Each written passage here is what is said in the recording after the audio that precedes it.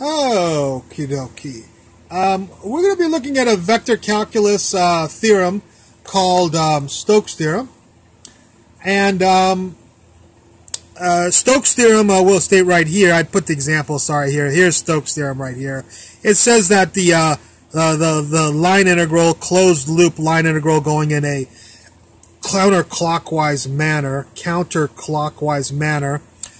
integrating counterclockwise manner of f dot dr is equal to the double integral of del cross f dotted with a unit normal vector ds.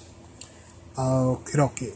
So let's get started here with an example. We'll do a paraboloid here, that's upside down paraboloid, z equals 4 minus x squared minus y squared for our surface. And we'll do just example force function of 5x comma 7y comma 2z. Okie dokie. We're going to have to set up a couple of things. Well, let's do this first. Let's do the line integral first. The line integral will be the edge of the surface, which is right here. So I have to do the line integral around this surface, which of course goes to x equals 2, 2, and so on, negative 2, and negative 2 in the back there. All right. So we'll have to parameterize this curve, this closed curve. So first of all, z equals 0, and z equals 4 minus x squared minus y squared. That gives us 4 minus, if we z equals 0, 4 minus x squared minus y squared equals 0. That's, of course, the circle with radius 2, which can be parameterized as x equals 2 cosine theta, y equals 2 sine theta. So that parameterizes the closed loop there of the surface. Let's take the differentials of both of these. Dx, of course, is negative 2 sine theta. I just wrote an s for sine. And dy, the derivative of this, or the differential of this, is 2 cosine theta. I actually wrote cosine theta, but I'm going to quickly change that to a c. All right, with all this stuff, hopefully we've got our line integral that we can make. Do you know who Mr. F is? Well, it's 5x. Well, who's Mr. X? X is 2 cosine theta. So there's the 5, and there's the x right here for 5x. X is 2 cosine theta right here. Next, 7y. Well, 7 is right there, and y is 2 sine theta right there, 2s. And lastly, 2z. There's the Mr. 2, z equals 0, as we said before, so stick in as 0. So there's our force, there's our f vector function right here. We need dr. Well, dr, of course, is dx, dy, and dz. So who's dx? Negative 2 sine theta. Who's dy? 2 cosine theta. And dz I didn't write out. Well, there I did. 0 d theta. So 0 and d theta on all of these. So there's our dr, there's our f, there's our f, there's our dr. Let's dot these two.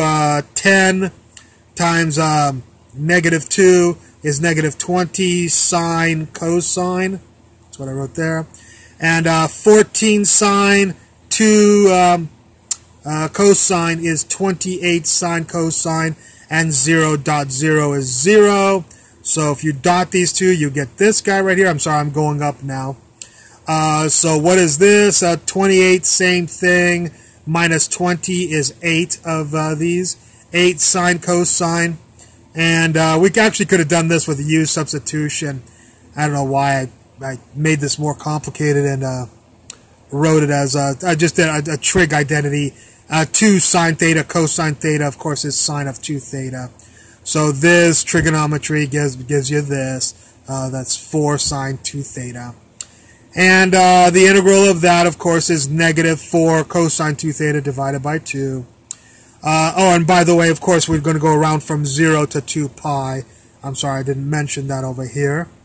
Our limits, theta, it goes all the way around, closed loop, 0 to 2 pi. So we'll go from 0 to 2 pi of this, stick in 2 pi, you'll get cosine 4 pi, which is a $1. So you get negative 4 over 2, negative 2. And then stick in 0, you'll get $1. Negative 4 over 2 is negative 2. Minus is going to equal 0 right there. Alright, so we did the line integral here. And it was a little bit of a mess, you know. So let's see if this side is a little bit more fun to do. Alright. Alright. So, we'll need to do del cross f first of all. Well, del cross f I'm going to do right over here. Of course, it's a determinant, partial x, partial y, partial z of the force function 5x 7y 2z, 5x 7y 2z. So you do the determinant like this. This times this. Partial of respect to y, there is no y, that's this guy. Minus this times this. Go look for Mr. Z, there is no z, so it's 0. Then this times this. Go look for z, there is no z, and so it's 0. And then this times operates on this.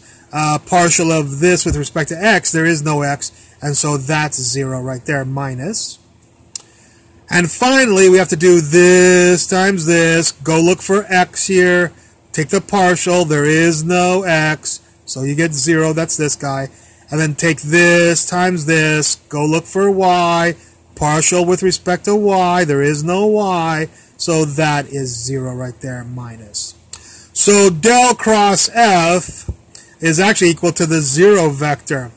And if you put that in there, 0 vector times normal vector times the differential, the integral, of course, is just 0.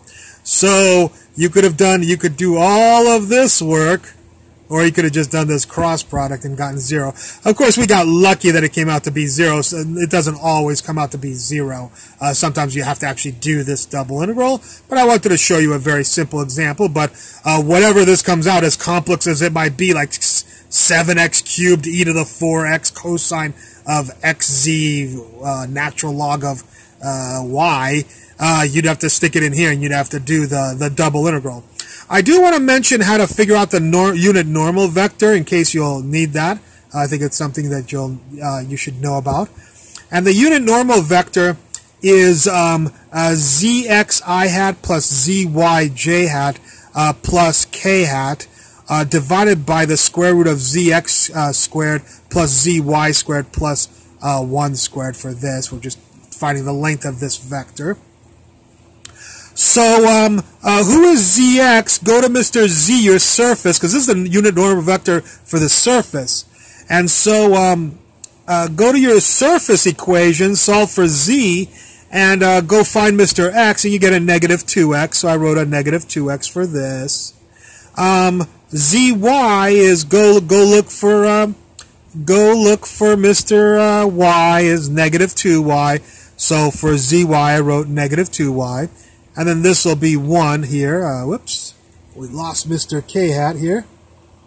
That's why it's a good thing I go over it again to find my mistakes, give you the second edition of the lecture.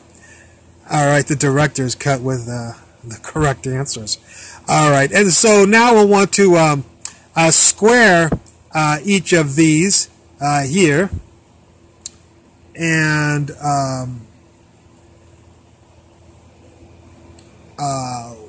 we have made a few other mistakes here. This will be 4x squared. This squared is 4x squared, and this will be 4y squared right there. All right, and okie dokie.